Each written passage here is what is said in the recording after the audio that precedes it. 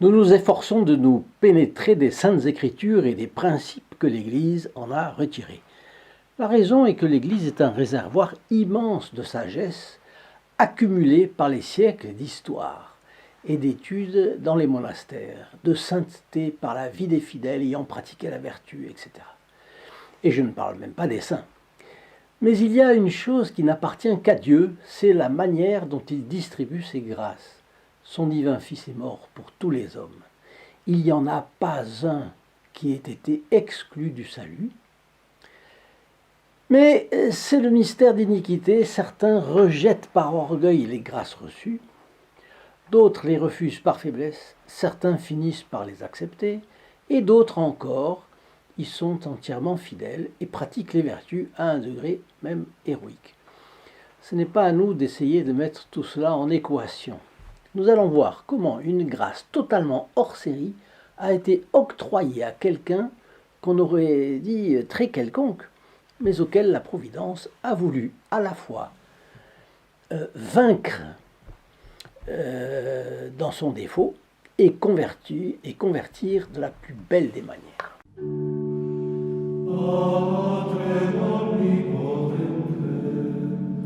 Chers amis fidèles du Pas del Pio, bonjour, mon nom est Jean Goyard et vous assistez au programme sur les pas du Pas del Pio. Aujourd'hui, pendant la messe, un homme cynique voit Padre Pio couronné d'épines.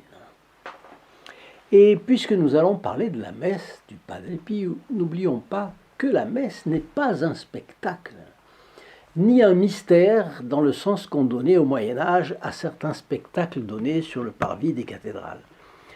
La messe n'est pas un repas non plus, quoi qu'en disent certains théologiens modernes dont la doctrine s'oppose à la doctrine catholique.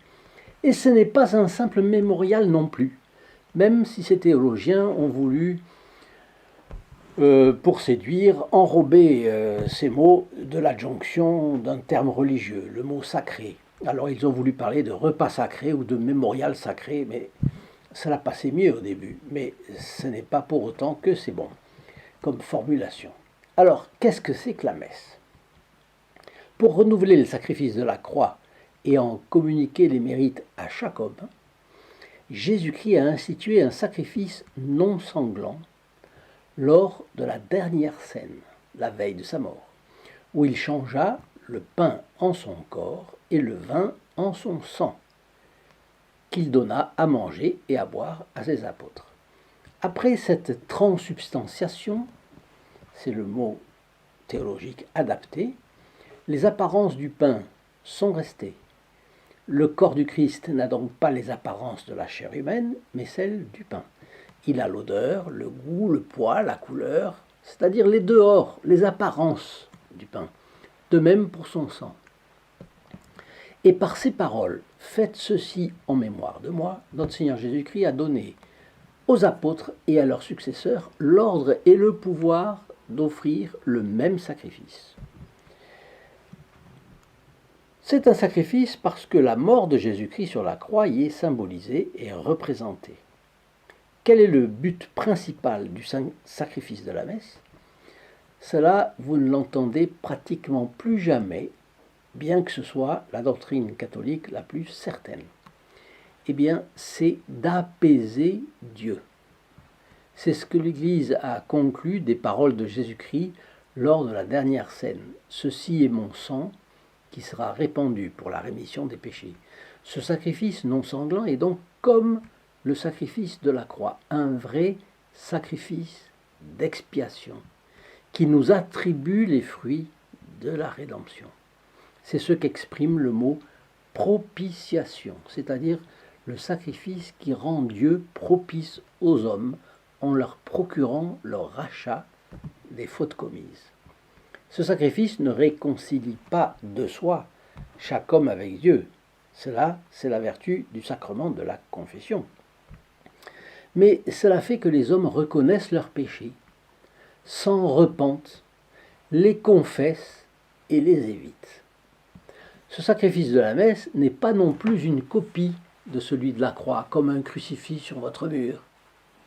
Ce n'est pas non plus un mémorial, c'est-à-dire un simple souvenir du sacrifice du calvaire, comme on disait tout à l'heure, mais c'est le même sacrifice qui a été offert par Jésus à Dieu sur la croix. Il a par conséquent la même valeur et la même efficacité. Entre les deux sacrifices, il n'y a qu'une différence. Sur la croix, notre Seigneur Jésus-Christ s'est offert sous la forme humaine d'une manière sanglante, douloureuse. À la messe, il s'offre d'une manière non sanglante, sous les apparences du pain et du vin. Ce qui amène une dernière précision. La valeur du saint sacrifice de la messe ne dépend pas de l'état de grâce du prêtre. Que le prêtre soit un saint, ou qu'il soit un bon prêtre, ou qu'il soit un prêtre indigne, c'est pareil. La valeur de la messe est la même. De nombreux fidèles du Padre Pio ont affirmé qu'il suffisait à un sceptique d'assister à la messe du Padre Pio pour se convaincre de la présence réelle du Christ dans l'Eucharistie. Je ne pense pas que ce soit automatique, parce que la grâce n'obéit jamais à de l'automatisme. Et la phrase que semblent dire les fidèles du Padre Pio dans l'enthousiasme, ce serait que ce soit automatique. Non. Mais ayant gardé intacte la grâce sublime du sacerdoce, le Padre Pio était si profondément imprégné de son état que la grâce l'avait rendu semblable au Christ dans l'Eucharistie. Autrement dit, il vivait avec lui et en lui sa passion, sa mort et sa résurrection. C'était donc une grâce pour quelqu'un de bonne foi d'assister à sa messe. Dans ces conditions, vous comprenez que nous avons souhaité mettre des jalons dans nos vidéos. Qui s'abonne en cliquant sur le bouton ad hoc ci-dessous, dans la description de cette vidéo, bénéficie des mérites d'une messe parce que nous nous sommes entendus pour cela avec le prêtre qui célèbre pour nous sa messe chaque vendredi à midi. Qui partage au moins une fois une quelconque vidéo de la chaîne par semaine reçoit aussi les mérites de la messe du vendredi à midi. Mais c'est différent. Comme c'est lié au partage, si il partage cette semaine et qu'il recommence la semaine d'après, eh bien, chaque fois, il sera instantanément inclus dans les intentions de la messe dans les 2 semaines. Et si c'est une 3e semaine, ce sera une 3e semaine. Et ainsi de suite. Quant aux protégés du Padre Pio, dont vous pouvez voir les actions, les prières et les avantages qu'ils reçoivent également, eh bien, en vous rendant sur le lien st-padre-pio.fr que vous retrouvez dans la description de la vidéo ici en bas, étant donné qu'ils font régulièrement un acte militant pour l'expansion de la chaîne, ils sont ipso facto placés dans les intentions de toutes les messes de l'année, c'est-à-dire chaque vendredi midi, ce qui leur donnera les grâces correspondant au mérite du Christ obtenu par 52 messes par an. Alors faites ces précisions, passons à notre histoire du jour. Il arriva qu'une jeune femme dise à son fiancé qu'elle ne se marierait jamais avec lui s'il n'acceptait pas de revenir à la foi chrétienne et à la communion avec l'Église dont il s'était détourné. La jeune fille avait au moins la caractéristique fort appréciée de certains candidats au mariage, à l'époque du moins, c'était d'être catholique pratiquante, ce qui garantissait la stabilité de la famille, vue du côté du garçon, et l'éducation des enfants. Je ne sais plus qui a dit que ce sont les femmes qui ont garanti la transmission du message chrétien dans les familles au XIXe siècle, par leur pureté morale et leur affection pour leurs enfants. Si vous savez qui est l'auteur de cette remarque historique, je vous remercierai de me la communiquer dans vos commentaires parce qu'elle me manque. Alors on ne pouvait pas en dire autant des hommes, malheureusement, si nombreux à trahir l'engagement de leur mariage vis-à-vis de leur épouse. Hélas, parce qu'il y a eu un temps, vous le savez, où c'était une habitude que dans les ménages, on n'était pas fidèles l'un à l'autre. Et puis après, au XIXe siècle, les femmes, elles, étaient pures, mais pas leur mari. Bon, en général. Eh bien, c'était vers cette situation que notre candidat au mariage s'acheminait. quand, peu motivé et cynique, il accepta, contraint et forcé par la perspicacité de sa fiancée, de l'accompagner au couvent du Padre Pio. Et voilà les deux fiancés, un matin de très bonne heure, à la messe du Padre Pio. Pendant la célébration, la jeune fille est étonnée de sentir que quelque chose se passe chez son voisin. Alors, quand elle le regarde, elle voit qu'il est pâle d'effroi et fixe l'autel. À un moment, il lui demande à voix basse c'est comme ça tous les jours? Et elle répond, passablement perplexe, oui, parce qu'elle ignore le pourquoi de cette curieuse question. Et en sortant de l'église, le jeune homme explique sa demande. Il a vu une couronne d'épines enfoncée sur la tête du Padre Pio et le sang couler sur son visage. Et c'était si réaliste qu'il croyait que tout le monde voyait ce qu'il avait vu. N'est-ce pas extraordinaire? Vous vous rendez compte de la grâce? Remarquez la foi et la confiance de la jeune femme. Si elle avait pensé, comme tant d'autres, oh, petit à petit, ça s'arrangera, ou oh, ben je le convertirai, ou tant de sophismes qui ont perdu tant de mariages, eh bien, elle aurait vu sa famille dériver jusqu'à une catastrophe peut-être terrible, irrémédiable. N'est-ce pas? Et elle a eu la foi et elle a pensé que c'était le moment de le demander. C'était maintenant ou jamais. Donc, elle ne se marierait pas. Elle a, elle a mérité du ciel la grâce qui a touché son fiancé. C'était certainement une personne très droite. Encore fallait-il connaître le Padre Pio, vous allez me dire. Oui, sans doute. Elle a connu le Padre Pio, elle a eu foi dans le Padre Pio en tout cas. Alors je vais vous laisser une prière pour demander la conversion, pour demander à Dieu qu'il convertisse chacun. Mais juste après vous dire que photo du Padre Pio et méditation, livret de méditation écrite par lui-même, je les ai séparés ici pour que vous le voyez. Voilà les photographies du Padre Pio. J'ai également le livret du Padre Pio.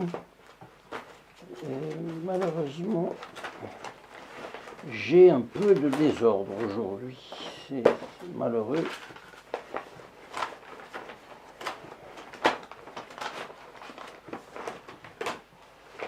Bien.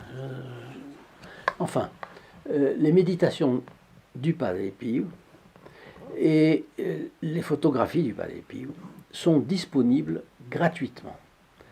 Il suffit de téléphoner au 08 05 36 08 47, appel gratuit pour la France métropolitaine, coût d'un appel local pour les dom-toms, et pour nos amis habitants au Canada, le numéro est le 1 844 398 88 67.